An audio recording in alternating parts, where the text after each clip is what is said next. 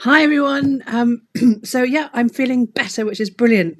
And today, what we're going to talk about is how to optimize your Google business profile. So last week we talked about setting it up, and yep, today we're going to talk about optimizing it.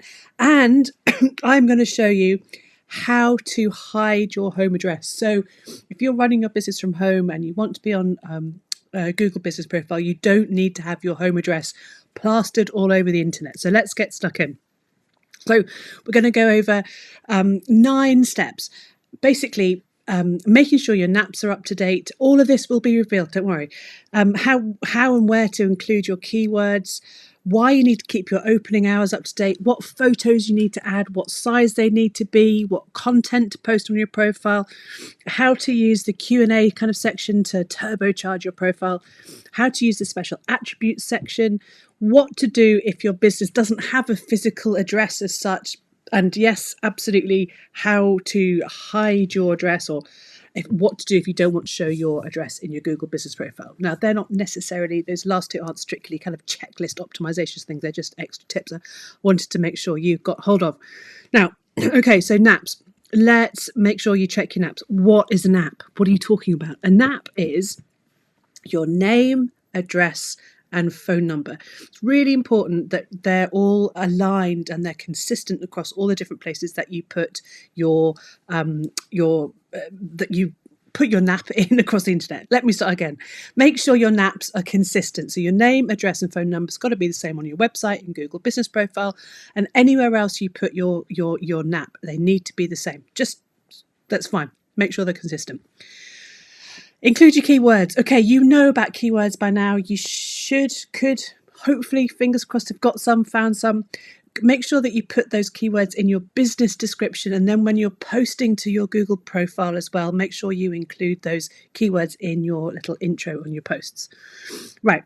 Make sure you keep your opening hours up to date. This is just, it's an optimization thing because it makes your customers happier. We all want happy customers.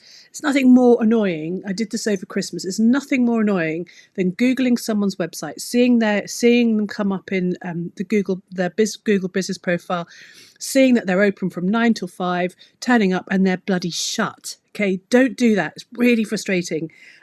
So just make sure your business details are, your opening hours are kept up to date in your Google business profile. Now, adding photos, it's a really good way to optimize your business profile. So get them set up in all the right places. So see what you need to do. Here's a list of things you need. So you need to put your logo in. Google like you putting a logo in. It kind of builds that kind of the brand experience that people have when they come to your profile. So your logo, add a cover photo. It's a bit like, your banner in Facebook. Make sure you've got one of those. Try and find a kind of an image that sums up your business's personality if you can. Interior photos. If you've got bricks and mortar, take photographs of your cafe, your coffee shop, your massage room, your treatment room, your consulting room, anything like that. Take some pictures just to give people an idea of where they're coming to and the experience they're likely to have. You can do a video too, a little video, kind of a 360 tour of your cafe, whatever you've got going. Put a little video in, it's great. Now, I'm going to put a link to the blog here because you can use my whole blog as like a little mini checklist, but I've given you some formats and sizing for the images that Google needs you to keep to. So format needs to be JPEG or PNG. File size needs to be between 10 kilobytes, 5 megabytes, which is massive. So, I'm sure you'll be able to find some pictures in that scale. Profile 50 is 250 by 250 pixels. Cover photo 1080 by 608. Any Google posts you put on 1200 by 900, and any kind of general business photos are 720 by 720. It's in the blog. I'll put the link in the description here so you can go and check those out. Right.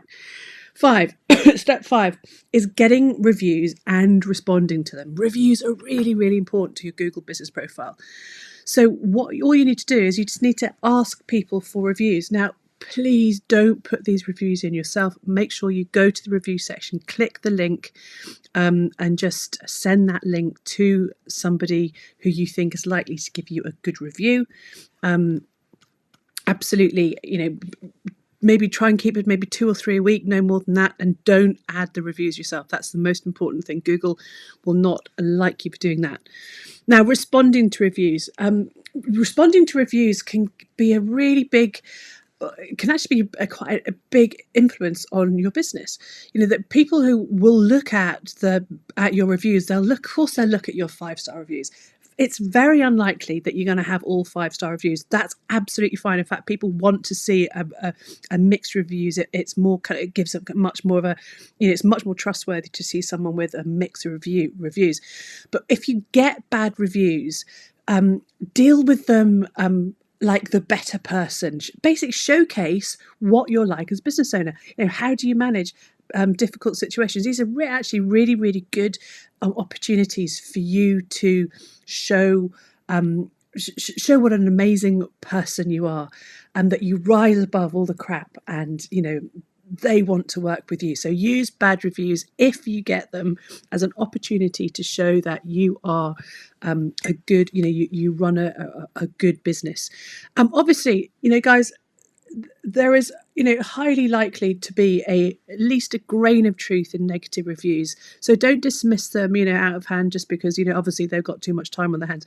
Actually, and just step back and see what grain of truth is in that negative review. There's a great article actually from Google on dealing with negative reviews. Again, I'll pop that in the description, but it's in the blog, so you can link through to it there as well.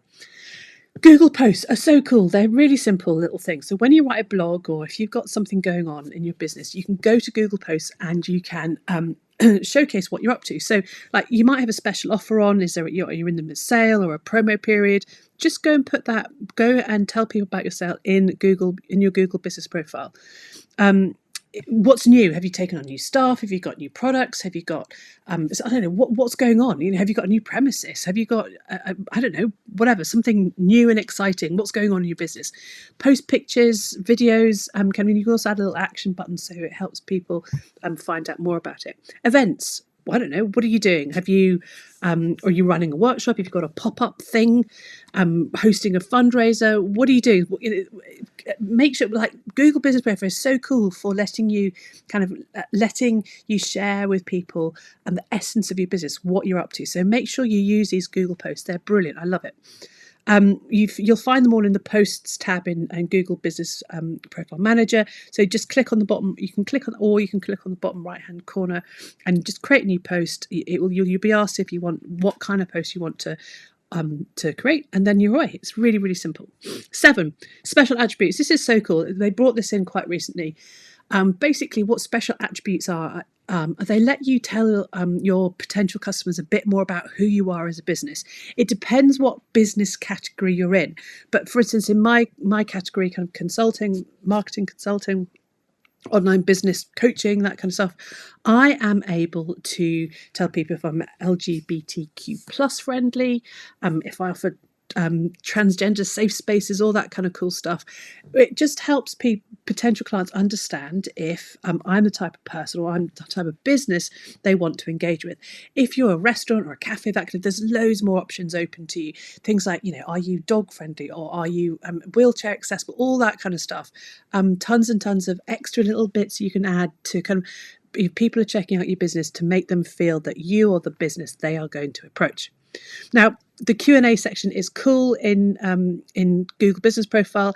If people are not kind of rushing to your Google Business Profile and asking all these incredible questions that people are going to get so much value for, ask your own. Just go in, ask a question, and then give an answer. You can treat it almost like an FAQ page on your website. Think about things like, what do your customers most commonly use? Like, if you're if you run a coffee shop, what kind of do you offer non-dairy milks? What kind do you offer? Is your cafe dog friendly? Are you a restaurant? Are you child friendly? Or how can I get in touch with you to book an appointment? Or I know, living in a city, is there any parking nearby, or how much is it going to cost me to park in your business? Do you have customer parking space? That kind of stuff. That's really like it can just kind of what's it called? Something the balance. what is it? Thing that's something the balance to making a customer come and visit your business. So now the one thing to remember about questions, the Q&A sections is, the people, if somebody asks a question, anyone can answer it. You're not just limited to answering that question. So just go and make sure that if somebody's answered the question for you, essentially, make sure it's correct. And if not, just add your own answer and say, thanks so much, but this is actually what's going on. Track your Google business profile. Step 9, the last step. It's so simple. You've put all this effort into setting it up to optimize it. Go and see the fruits of your labor. It's really cool when you see people actually using your profile and obviously, find, conversions into clients.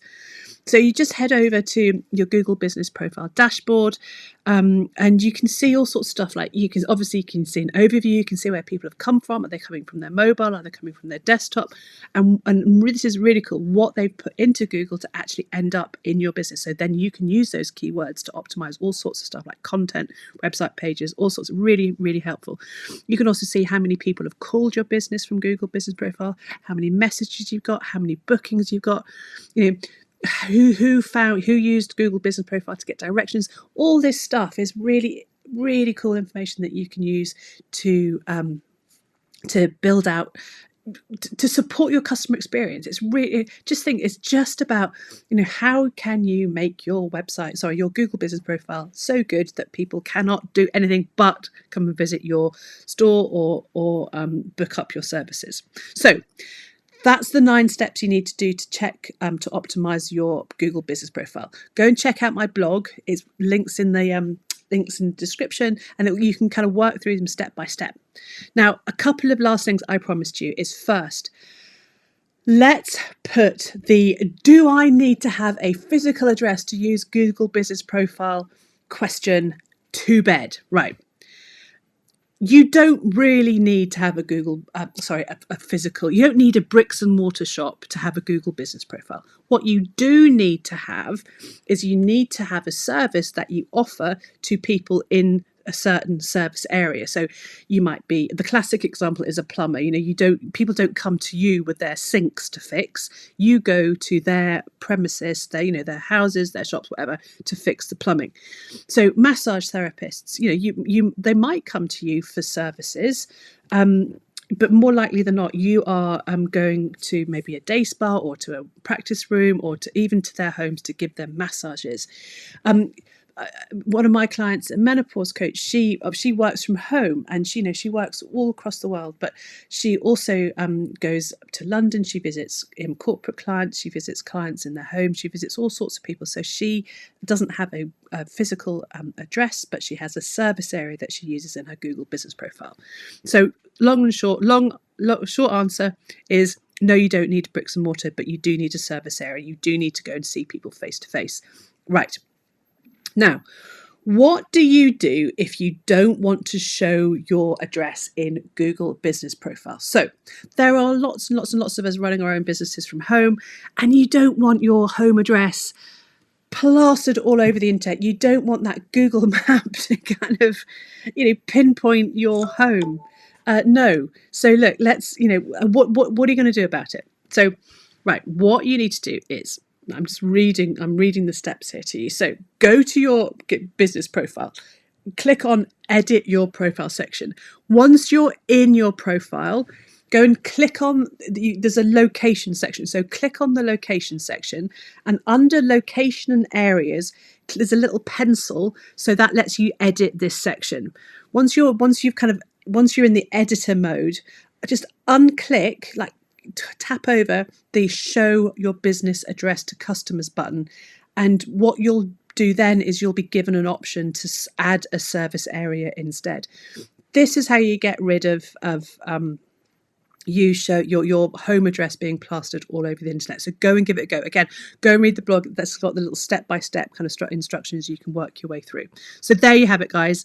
Super quick, 9 steps to optimizing your Google business profile, and what to do if you don't have bricks and mortar, and what to do if you don't want your home address plastered all over the internet. It's all there for you. So go and work through those steps, and before you know it, your Google business profile will be popping up all over the place, and clients will be banging on your door. So go and get that sorted.